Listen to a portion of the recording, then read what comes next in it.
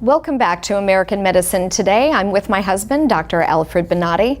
Now, there's a sore subject, one that's come up quite a few times in recent months on TV, and it's the topic about what is killing our children. There are three elements that they are very, very frequent, the cause of this.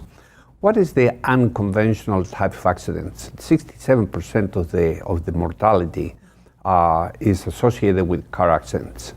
And around 7% of the mortality is associated with drowning. So we need to get the family very much aware that how you shelter the baby in a certain way that is not being exposed to be a projectile in case of an accident. Right. But that sometimes family don't pay attention to things. They put the kids in the wrong seats, or they put them in things that they are not really well anchored.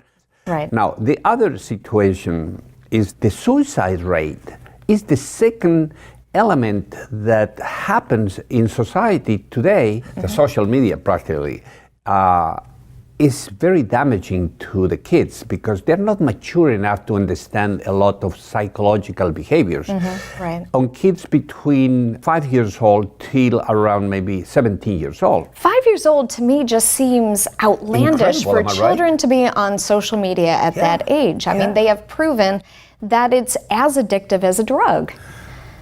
Well, not only to the children. Yes. But the problem is how. It's amazing to see those 5 years old, how they manage the phones. I mean, I like to have those skills.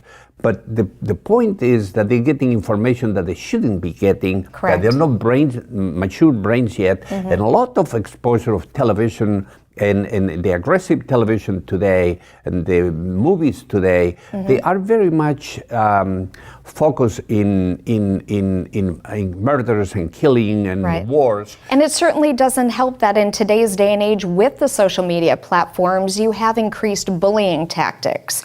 And they noticed that the suicide rate declined during the summer months, and they rose once school was back in session. So there is a direct link to be said between school bullying and online social media bullying. Absolutely, yeah. It is very much, and the amount of suicides are more frequent in girls. Yes. So that means they are more sensitive. So the family needs to start to sit with the kids and start to go back to the old type of a family affair where you have lunch together or you talk about. The parents, they need to start to talk and educate the kids to be able to be reinforced and start to regulate how they access the media or how they use the phones. The other element that we see very frequent and is now on the media is the opioids. Oh, it's amazing. Yes. It's amazing to see. Every other day we see the headlines. Yeah. And young children getting their hands on their parents' prescriptions. Yes.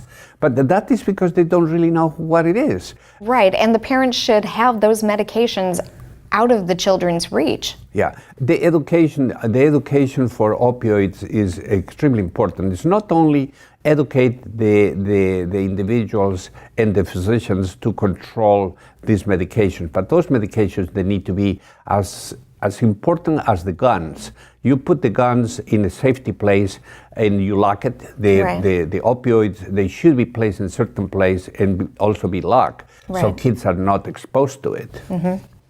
Slightly off topic, but Prince, he died of an overdose, and he was taking a drug that it should have been a painkiller, just a plain painkiller, and they found out that it was laced with fentanyl, and that's what caused him to die. So even though this happens to adults, if they had a bad batch of medication and a child makes their way to it, you're looking at imminent death. Yeah, any one of these drugs, they need to be treated like we are trying today to treat guns. Those are lethal medications, and you know, if we're talking about fentanyl. Fentanyl is a drug that needs only 2 grams to kill you. To kill you. Yes. And this is for an adult. And if you give that thing to a 5 years old, I mean, there's no way to recover that kid. Right.